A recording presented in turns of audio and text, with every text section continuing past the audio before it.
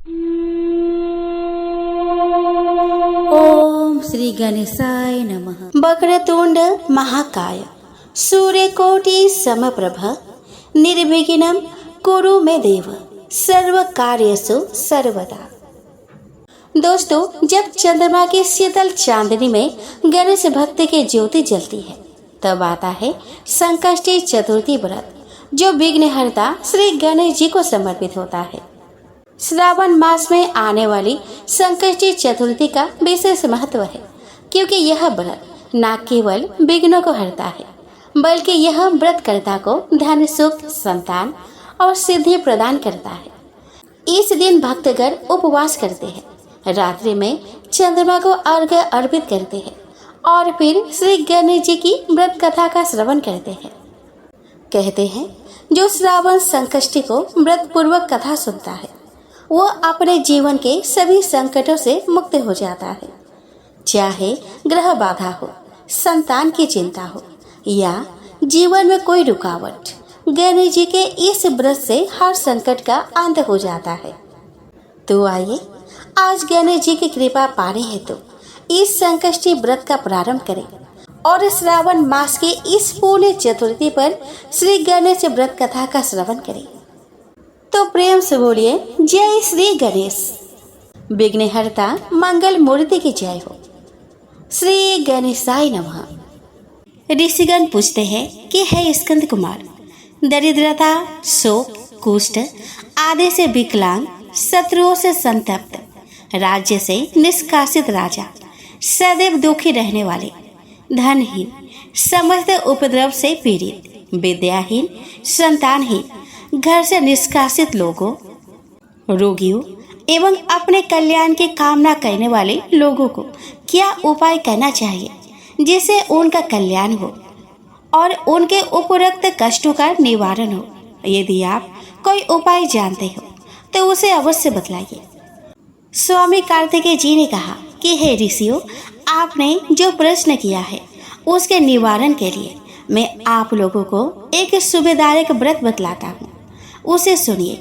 इस व्रत के करने से पृथ्वी के समस्त प्राणी सभी संकटों से मुक्त हो जाते हैं। यह व्रत राज महापुण्यकारी एवं मानवों को सभी कार्यों में सफलता प्रदान करने वाले हैं। विशेषतः यदि इस व्रत को महिलाएं करें तो उन्हें संतान एवं सौभाग्य की वृद्धि होती है। इस व्रत को धर्मराज युधिष्ठिर ने किया था। पूर्व काल में राज्यच्युत होकर अपने भाइयों के साथ जब धर्मराज वन में चले गए थे तो उस वनवास काल में भगवान श्री कृष्ण ने उनसे कहा था। युधिष्ठिर ने भगवान कृष्ण से अपने कष्टों के समानार्थ जो प्रश्न किया था उस कथा को आप श्रवण कीजिए। युधिष्ठिर पूछते हैं कि हे पुरुषोत्तम, ऐसा कौन सा उपाय है जिससे हम वर्तमान संकटों से मुक्त हो सके? हे गदाधर, आप सर्वज्ञ हैं। हम लोगों को आगे अब किसी प्रकार का कष्ट ना भुगतना पड़े, ऐसा उपाय बतलाइए। स्कंद कुमार जी कहते हैं कि जब धैर्यवान युधिष्ठिर विनम्र भाव से हाथ जोड़कर बारंबार अपने कष्टों के निवारण का उपाय पूछने लगे तो भगवान ऋषिकेश ने कहा, श्री कृष्ण जी ने कहा कि हे राजन, संपूर्ण कामनाओं को पूर्ण करने वाला एक बहुत बड़ा गुप्त व्रत है। हे पुरुषोत्तम, इस व्रत के संबंध में मैंने आज तक किसी को नहीं बतलाया है। हे राजन, प्राचीन काल में सत्य युग की बात है कि पर्वतराज हिमाचल की सुंदर कन्या पार्वती ने शंकर जी को पति के रूप में प्राप्त करने के लिए गहन वन में जाकर कठोर तपस्या की, परंतु भगवान शिव प्रसन्न होकर प्रकट नहीं हुए। तब शैलकन्या पार्वती जी ने अनादि काल से विद्यमान गणेश जी का स्मरण किया। गणेश जी को उसी क्षण प्रकट देखकर पार्वती जी ने पूछा कि मैंने कुटीर, दुर्लभ और लोमहर्षक तपस्या की, किंतु अपने प्रिय भगवान शिव को प्राप्त न कर सकी। वह कष्ट विनाशक दिव्य व्रत जिसे नारद जी ने कहा है और जो आपका ही व्रत है, उस प्राचीन व्रत के तत्व को आप मुझसे कहिए। पार्वती जी की बात सुनकर तत्कालीन सिद्धिदाता गणेश जी उस कष्ट नाशक शुभदायक व्रत का प्रेम से वर्णन करने लगे। गणेश जी ने कहा कि हे अचल सुत, अत्यंत पुण्यकारी एवं समस्त कष्टनाशक व्रत को कीजिए। इसके करने से आपके सभी आकांक्षाएं पूर्ण होंगी और जो व्यक्ति इस व्रत को करेंगे उन्हें भी सफलता मिलेगी। हे देवाधिदेवेश्वरी, श्रावण के कृष्ण चतुर्थी की रात्रि में चंद्र उदय होने पर पूजन करना चाहिए। उस दिन प्रातः कृत्य से निमटकर मन में संकल्प करें कि जब तक चंद्र उदय नहीं होगा मैं निराहार रहूंगी। पहले गणेश पूजन करके तभी भोजन ग्रहण करूंगी। मन में ऐसा निश्चय करना चाहिए। इसके बाद सफेद तिल के जल से स्नान करें। अपना नित्य कर्म करने के बाद हे सुंदर व्रत वाली मेरा पूजन करें। यदि सामर्थ्य हो तो प्रतिमास स्वर्ण की मूर्ति का पूजन करें। अभाव में चांदी, अष्टधातु अथवा मिट्टी की मूर्ति की ही पूजा करें। अपने शक्ति के अनुसार सोने, चांदी, तांबे अथवा मिट्टी के कलश में जल भरकर उस पर गणेश जी की प्रतिमा स्थापित करें। मूर्ति कलश पर वस्त्र आच्छादन करके अष्टदल कमल की आकृति बनावे और उसी मूर्ति की स्थापना करें। तत्पश्चात षोडशोपचार विधि से भक्ति पूर्वक पूजन करें। मूर्ति का ध्यान निम्न प्रकार से करें कि हे लंबोदर, 4 भुजा वाले, 3 नेत्र वाले, लाल रंग वाले, हे नील वर्ण वाले, शोभा के भंडार, प्रसन्न मुख वाले गणेश जी, मैं आपका ध्यान करता हूँ, प्रणाम करता हूँ। यह आसन है। हे लंबोदर, यह आपके लिए पाद्य है। हे शंकर सुवन, यह आपके लिए अर्घ्य है। हे उमा पुत्र, यह आपके लिए स्नान के लिए जल है। हे वक्रतुंड, यह आपके लिए आचमनीय जल है। हे शूर्पकर्ण, यह आपके लिए वस्त्र है। हे कुब्ज, यह आपके लिए यज्ञोपवीत है। हे गणेश्वर, यह आपके लिए रोले चंदन है। हे विघ्न विनाशन, यह आपके लिए फूल है। हे विकट, यह आपके लिए धूप बत्ती है। हे वामन, यह आपके लिए दीपक है। हे सर्वदेव, यह आपके लिए लड्डू का नैवेद्य है। हे देव, यह आपके निमित्त फल है। हे विघ्नहर्ता, यह आपके निमित्त मेरा प्रणाम है। प्रणाम करने के बाद क्षमा प्रार्थना करें। इस प्रकार षोडशोपचार रीति से पूजन करके नाना प्रकार के भक्ष्य पदार्थों को बनाकर भगवान को भोग लगावे। हे देवी, शुद्ध देसी घी में 15 लड्डू बनावे। सर्वप्रथम भगवान को लड्डू अर्पित करके उसमें से 5 ब्राह्मण को दे दे।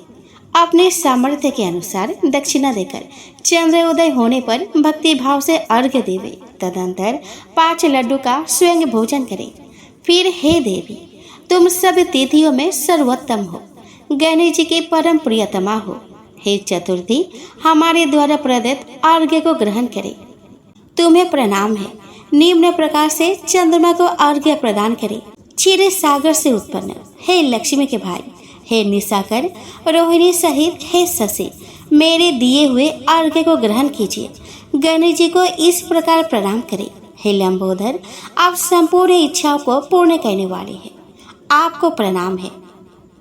हे समस्त विघ्नों के नाशक, आप मेरी अभिलाषा को पूर्ण करें। तत्पश्चात ब्राह्मण की प्रार्थना करें। हे द्विजराज, आपको नमस्कार है। आप साक्षात देव स्वरूप है। गणेश जी की प्रसन्नता के लिए हम आपको लड्डू समर्पित कर रहे हैं। आप हम दोनों का उद्धार करने के लिए दक्षिणा सहित इन 5 लड्डुओं का स्वीकार करें। हम आपको नमस्कार करते हैं। इसके बाद ब्राह्मण भोजन कराकर गणेश जी से प्रार्थना करें। यदि इन सभी कार्यों के करने की शक्ति ना हो तो अपने भाई बंधुओं के साथ दही एवं पूजन में निवेदित पदार्थ का भोजन करें। प्रार्थना करके प्रतिमा का विसर्जन करें और अपने गुरु को अन्य वस्त्र आदि एवं दक्षिणा के साथ मूर्ति दे देवे। इस प्रकार से विसर्जन करें। हे देवों में श्रेष्ठ गणेश जी, आप अपने स्थान को प्रस्थान कीजिए एवं व्रत पूजा के फल को दीजिए। हे सुमुखी, इस प्रकार जीवन भर गणेश चतुर्थी का व्रत करना चाहिए। यदि जन्म भर ना कर सके तो 21 बरस तक करें। यदि इतना संभव ना हो तो 1 बरस तक 12 महीने के व्रत को करें। यदि इतना भी ना कर सके तो बरस के 1 मास को अवश्य ही व्रत करें और श्रावण चतुर्थी को व्रत का उद्यापन करें। व्रत के उद्यापन के लिए सर्वप्रथम सर्वशास्त्र वेता गणपति पूजक आचार्य का वर्णन करें।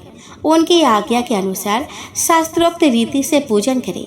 अपने शक्ति के अनुसार 1008, 108, 28 तथा 8 लड्डुओं से गणपति हवन करें।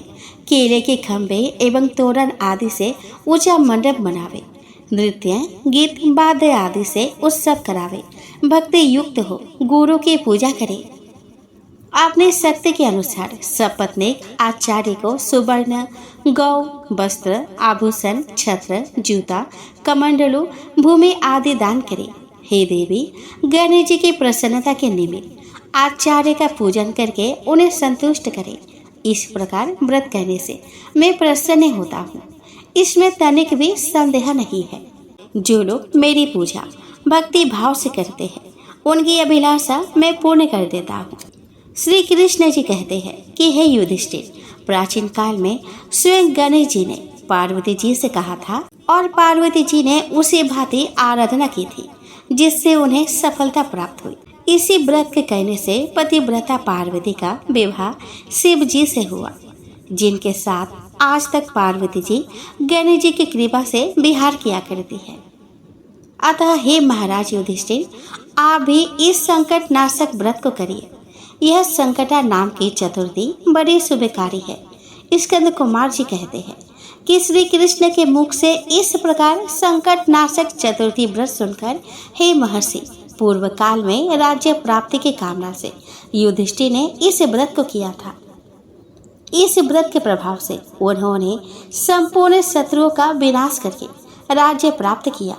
इस व्रत के कहने से चारों पदार्थ धर्म, अर्थ, काम एवं मोक्ष सुलभ होते हैं। मनुष्य की आकांक्षाएं पूर्ण होती है और बड़े बड़े शासकों, पद अधिकारियों तक को अपने वश में कर लेते हैं। मनुष्य पर किसी प्रकार का संकट आने पर इस व्रत को करने से संकट मुक्त हो जाता है। सीता जी के अन्वेषण से पवन कुमार हनुमान जी ने इस व्रत को किया था। पूर्व काल में राजा बलि से संकटग्रस्त होने पर रावण ने भी इस व्रत को किया था। गौतम पत्नी अहिल्या ने पति द्वारा श्रापग्रस्त होकर पति वियोग के कारण इस व्रत को किया था। इस व्रत के करने से विद्यार्थी को विद्या और धन के इच्छा वालों को धन प्राप्त होता है। संतान की इच्छा करने वाले को संतान प्राप्ति, रोगग्रस्त को व्याधि मुक्ति होती है तथा गणेश जी की कृपा से मनुष्य के सभी पाप नष्ट हो जाते हैं। दोस्तों, श्री गणेश चतुर्थी व्रत की पौराणिक कथा के अनुसार एक बार भगवान शिव तथा माता पार्वती नर्मदा नदी किनारे बैठे थे। वहाँ माता पार्वती ने भगवान शिव से समय व्यतीत करने के लिए चौपर खेलने को कहा।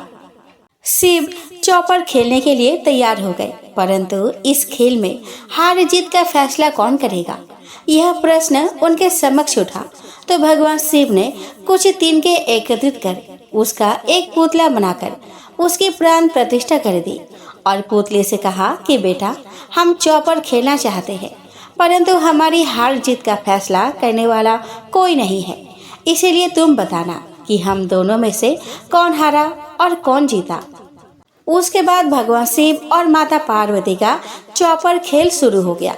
यह खेल 3 बार खेला गया और संजोग से तीनों बार माता पार्वती ही जीत गई। खेल समाप्त होने के बाद बालक से हार जीत का फैसला करने के लिए कहा गया, तो उस बालक ने महादेव को विजय बताया। यह सुनकर माता पार्वती क्रोधित हो गई और क्रोध में उन्होंने बालक को लंगड़ा होने और कीचड़ में पड़े रहने का श्राप दे दिया। बालक ने माता पार्वती से माफी मांगी और कहा कि यह मुझसे आज्ञानवश ऐसा हुआ है, मैंने किसी द्वेष भाव में ऐसा नहीं किया। बालक द्वारा क्षमा मांगने पर माता ने कहा कि यहाँ गणेश पूजन के लिए नाग कन्या आएंगे, उनके कहे अनुसार तुम गणेश व्रत करो, ऐसा करने से तुम मुझे प्राप्त करोगे। यह कहकर माता पार्वती शिव जी के साथ कैलाश पर्वत पर चली गई। ठीक 1 वर्ष बाद उस स्थान पर नाग कन्या आई। तब नाग कन्याओं से श्री गणेश की व्रत की विधि मालूम करने पर उस बालक ने 21 दिन लगातार गणेश जी का व्रत किया। उसकी श्रद्धा से गणेश जी प्रसन्न हुए। उन्होंने बालक को मनोवांछित फल मांगने के लिए कहा। उस पर उस बालक ने कहा कि हे विनायक, मुझ में इतनी शक्ति दीजिए कि मैं अपने पैरों से चलकर अपने माता पिता के साथ कैलाश पर्वत पर पहुंच सकूं और वे यह देखकर प्रसन्न हो। तब बालक को वरदान देकर श्री गणेश अंतर्ध्यान हो गए। इसके बाद वह बालक कैलाश पर्वत पर पहुंच गया और कैलाश पर्वत पर पहुंचने की अपनी कथा उसने भगवान शिव को सुनाई। चौपर वाले दिन से माता पार्वती शिव जी से विमुख हो गई थी। अतः देवी के रुष्ट होने पर भगवान शिव ने भी बालक के बताए अनुसार 21 दिनों तक श्री गणेश का व्रत किया। इस व्रत के प्रभाव से माता पार्वती के मन से भगवान शिव के लिए जो नाराजगी थी वह समाप्त हो गई। तब यह व्रत विधि भगवान शंकर ने माता पार्वती को बताई। यह सुनकर माता पार्वती के मन में भी अपने पुत्र कार्तिकेय से मिलने की इच्छा जागृत हुई। तब माता पार्वती ने भी 21 दिनों तक श्री गणेश का व्रत किया तथा दूर्वा, फूल और लड्डुओं से गणेश जी का पूजन अर्चन किया। व्रत के 21वें दिन कार्तिकेय स्वयं माता पार्वती से आ मिले। उस दिन से श्री गणेश चतुर्थी का यह पावन व्रत समस्त मनोकामनाओं की पूर्ति करने वाला व्रत माना जाता है। इस व्रत को करने से मनुष्य के सारे कष्ट दूर होकर मनुष्य को समस्त सुख सुविधाएं प्राप्त होती है। सूत जी बोले कि हे सौनक, भृगु जी ने सोमकांत से कहा कि हे महाराज, अब श्री गणेश्वर का अन्य उपाख्यान तुम्हारे प्रति कहता हूँ। विदर्भ देश की घटना है। उसकी राजधानी कौंडन्यपुर थी। यहाँ भीम नामक एक प्रसिद्ध राजा राज्य करता था। उसकी पतिव्रता पत्नी का नाम चारुहासिनी था। उसका दाम्पत्य जीवन सुखपूर्वक व्यतीत हो रहा था, किंतु बड़ी आयु होने पर भी संतान न होने का दुख उन्हें पीड़ित करता था। तब राजा ने सोचा कि इसके लिए कोई उपाय करना चाहिए। ऐसा निश्चय करके उसने अपना राज्य अपने विश्वास पात्र अमात्य को सौंप दिया और उससे कहा कि जब तक मैं ना लौटूं तब तक सावधानी पूर्वक प्रजा पालन और देश की सीमा की रक्षा करते रहना। अमात्य ने आदेश पालन का वचन दिया तो राजा वहां से निश्चिंत होकर वन को चल दिया। वह राजा वन में भ्रमण करता हुआ विश्वामित्र जी के आश्रम में जा पहुंचा और महर्षि को प्रणाम कर बैठ गया। महर्षि ने देखकर पूछा कि तुम कौन हो, यहाँ किस प्रयोजन से आए हो, अपना पूर्ण परिचय बताओ। राजा ने बोला कि प्रभु, मैं कौंडन्यपुर में रहता हूँ, विदर्भ देश पर शासन करता हूँ। मेरा नाम भीम है। मेरी वृद्धा अवस्था हो गई तो भी कोई संतान नहीं हुई, इसीलिए आपकी सेवा में उपस्थित हुआ हूँ। मैं नहीं चाहता कि मुझे जैसे कर्तव्यनिष्ठ एवं धर्मज्ञ व्यक्ति को भी इस दुर्भाग्य की प्राप्ति की हुई है। महर्षि ने कहा कि राजन, तुमने पूर्व जन्म में श्री गणेश्वर का निरादर किया, उसी के फलस्वरूप तुम इस जन्म में संतानहीन रहे हो। यदि उनको प्रसन्न कर लो तो तुम्हें अब भी संतान की प्राप्ति हो सकती है। राजा ने जिज्ञासा की कि महामुने, मुझे मेरे पूर्व जन्म का वृतांत सुनाने की कृपा कीजिए कि मेरे द्वारा भगवान गणेश्वर का निरादर कैसे हो गया था। विश्वामित्र बोले कि महाराज, तुम्हारे कुल में बहुत पहले भीम नामक एक अन्य प्रतापी पुरुष हुआ था। उसकी पत्नी अत्यंत सुंदर और पतिव्रता थी। उससे एक पुत्र की प्राप्ति हुई जो गूंगा, बहरा और विकलांग था। उसके शरीर से दुर्गंध आती थी। माता पिता ने उसका नाम दक्ष रखा। उनके प्रयत्न करने पर भी वह बालक मुक्ता और बधिरता के दोष से मुक्त न हो सका। हे राजन, किसी ने राजा से कहा कि यदि बालक अपने माता के साथ तीर्थाटन करे तो संभव है कि बालक का रोग दूर हो जाए। उसके परामर्श पर राजा के आदेश से रानी अपने पुत्र को लेकर तीर्थ यात्रा को चल पड़ी। मार्ग में चोरों ने उसे लूट लिया, इसीलिए उसके पास जीवन यापन के लिए भी धन नहीं रहा। तब उसने एक शिव मंदिर में शरण ली और बालक को वहीं छोड़कर भिक्षा के लिए गांव में चली गई। तभी उस मंदिर में एक धर्मज्ञ ब्राह्मण आया। उसके शरीर का स्पर्श करके प्रवाहित होने वाली वायु के स्पर्श से बालक का शरीर रोग मुक्त हो गया। रानी लौटकर शिवालय में आई तो अपने पुत्र को सर्वांग सुंदर और रोग मुक्त देखकर बहुत प्रसन्न हुई। उसने ब्राह्मण देवता का पता लगाया तो ज्ञात हुआ कि वह गणेश जी का उपासक था। उसने रानी को गणेश जी की उपासना का उपदेश दिया।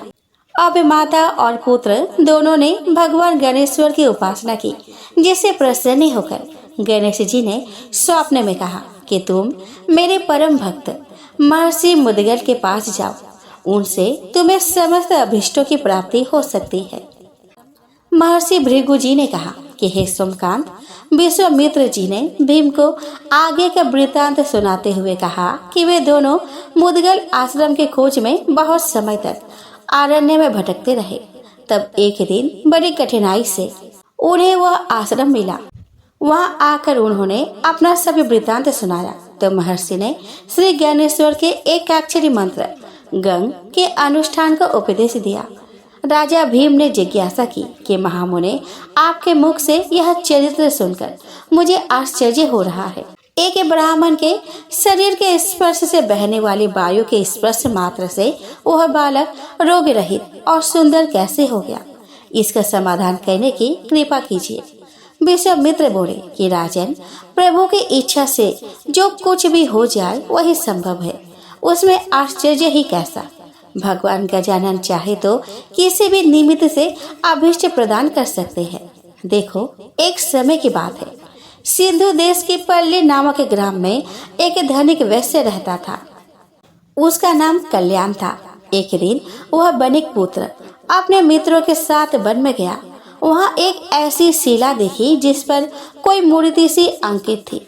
उन्होंने उसे गणेश्वर नाम देकर पूजन आरंभ किया और सबने मिलकर वहाँ एक मंडप बनाकर उत्सव मनाने की आयोजन की। उसी दिन से अपने सभी मित्रों के साथ वह बनिक पुत्र रात दिन वही रहकर गणेश जी की उपासना करने लगा। जब वे घर नहीं पहुँचे तो माता पिता को चिंता हुई और पता लगाने आए कि वे कहाँ हैं और क्या करते हैं। सब बालकों को उपासना आदि में लगे देखकर उनके माता पिता आदि ने कल्याण से कहा कि तुम्हारे पुत्र ने हमारे बालक को भी पागल बना दिया है, जो अरण्य में पड़ी हुई शिला का पूजन आराधना कर रहे हैं। इसलिए तुम अपने पुत्र को रोको, अन्यथा हमें उसके साथ कठोरता का व्यवहार करना पड़ेगा। यह सुनकर कल्याण ने उस मंडप को गिरा दिया और अपने पुत्र को मारने लगा। उसने उस गणेश शिला को उठाकर दूर फेंका और समस्त बालकों को वहां से भगा दिया। हे राजन, इससे बानिक पुत्र बल्लाल को बड़ा मानसिक कष्ट पहुंचा। उसने पिता से हाथ जोड़कर निवेदन किया कि पिताजी, आप मुझे कितना भी भारी दंड दे दीजिए, किंतु उन सर्वात्मा भगवान गणाध्यक्ष का निरादर मत कीजिए। वे प्रभु समस्त कल्याणों के देने वाले हैं। अपने भक्तों के सभी विघ्नों का भी हरण करते हैं। उनके समान अन्य कोई बड़ा देव नहीं है। वैश्य ने क्रोध वेश में कहा कि मूर्ख, इस पत्थर को सर्वात्मा कहता है। देखूंगा तेरा गणाध्यक्ष तेरे विघ्नों को किस प्रकार दूर करता है और तुझे बंधन से कैसे छुड़ाता है। कल्याण ने अपने पुत्र को एक पेड़ से दृढ़ता पूर्वक बांध दिया और बोला कि आप भी अपने भूल स्वीकार कर और गणेश की भक्ति छोड़कर अपने कार्य में लग जा। किंतु पुत्र ने पिता की बात स्वीकार नहीं की तो वह उसे गाली देता चला गया। उस बालक को अपने पिता की निष्ठुरता का क्रोध आ गया और उसने उसे श्राप दे डाला कि तुमने मुझे इस निर्जन वन में अकेला ही निर्दय पूर्वक बांध कर छोड़ दिया है। इसके फलस्वरूप तुम बहरे, गूंगे, अंधे और विकलांग हो गए। बहुत समय बीत गया। वृक्ष से बंधा रहने के कारण बालक थक गया और रस्सी के बंधन उसके कोमल अंगों में गिर गए। इससे अत्यंत पीड़ित होकर वह भगवान गजानन को पुकारने लगा और अंत में उनकी ओर से भी निराशा हो गया तो उसने आत्मघात करने का निश्चय किया। वह वृक्ष से ही सिर मारने लगा। तब वह बालक पीड़ा और निराशा के कारण रोता हुआ बोला कि विघ्नेश, आपके भक्त पर ऐसा महान संकट है और आप सुनते नहीं। पता नहीं आप कहीं है भी या नहीं। यदि है तो आते क्यों नहीं। तभी उसने एक ब्राह्मण को आते हुए देखा। उसने तुरंत ही बालक के बंधन खोले और सिर पर हाथ फेरते हुए कहा कि बस तुम्हारी पुकार सुनते ही तो यहाँ पे आ गया हूँ। तुमने पिता को जो श्राप दिया है वो सत्य होगा और यह स्थान तुम्हारे नाम पर बल्लाल विनायक के नाम से प्रसिद्ध हो जाएगा। इधर कल्याण का शरीर उसी समय से रोगग्रस्त हो गया। उससे दुर्गंध आने लगे। वह बहरा, गूंगा और विकलांग हो गया। उसकी दशा देखकर पत्नी को बहुत दुख हुआ। वह पुत्र को देखने के लिए आरण्य में गई तो वहां उसे गणेश्वर के पूजन में लगा देखा। इससे उसके मन में बड़ी प्रसन्नता हुई। उसने पुत्र से कहा कि पुत्र, यह तू बड़ा मंगल कार्य कर रहा है, परंतु तुम्हारे पिता की दशा बहुत दारुण हो गई है। उन्हें भी चलकर देखना चाहिए। वत्स, माता पिता की आज्ञा मानना भी पुत्र का परम कर्तव्य है। बल्लाल ने उसी समय शांति पूर्वक बैठे रहकर कहा कि जननी, सांसारिक माता पिता तो अनित्य है, यथार्थ माता पिता तो भगवान गणेश्वर ही है, जिनकी मैंने शरण ली है। इन्हीं भगवान का निरादर करने के कारण पिताजी को ऐसी दशा प्राप्त हुई है। अब उनकी सेवा करना तुम्हारा भी कर्तव्य है, क्योंकि पत्नी के लिए पति की सेवा ही सर्वोपरि है। माता ने कहा कि पुत्र, अपने जन्मदाता पिता को श्राप से मुक्त कर दो। मैं तुमसे विनय करती हूँ। यह सुनकर बल्लाल ने कहा कि जननी, मैं तो अब कुछ भी नहीं कर सकता। अगले जन्म में तुम एक राजा की महारानी बनोगी, किंतु तुम्हारा पुत्र गूंगा, बहरा, विकलांग और दुर्गंधि युक्त होगा। उसके कारण तुम्हारा पति उस पुत्र के साथ तुम्हें भी घर से निकाल देगा। फिर एक शिवालय में एक गर्भवती भक्त ब्राह्मण के स्पर्श से तुम्हारी उस दक्ष नामक पुत्र का शरीर निरोग और सुंदर हो जाएगा। हे राजन, यह समस्त घटना चक्र उसी वाणी के अनुसार घटित हुआ था। विश्वामित्र बोले कि हे राजन, अब आगे का वृतांत सुनो। कौंडिन्यपुर नगर के निकट ही एक महावन था, जिसमें भगवान गणाध्यक्ष का एक प्राचीन मंदिर विद्यमान था।